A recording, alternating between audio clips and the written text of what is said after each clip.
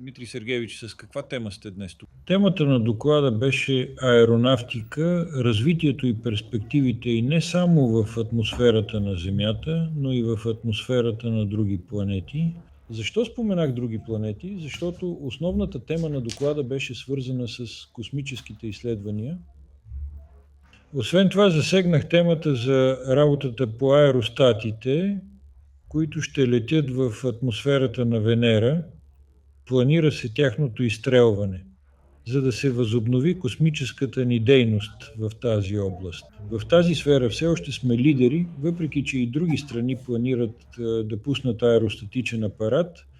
Ние сме на преден план, защото в 1985 година беше успешно запуснат аеростат Вега в атмосферата на Венера. Да, Аеронова.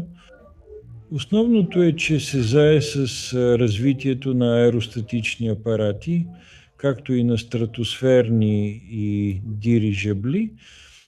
Развитието на тази област е необходимо преди всичко на Земята, защото ще ни позволи по-добре да овладеем както сушата, така и морето и да контролираме тези територии. Да, Аеронова, основното е, че се зае с развитието на аеростатични апарати, стратосферни апарати и дирижабли. Развитието на тази сфера е необходимо преди всичко на Земята, защото ще ни позволи по-добре да овладеем сушата и морето и да контролираме тези територии.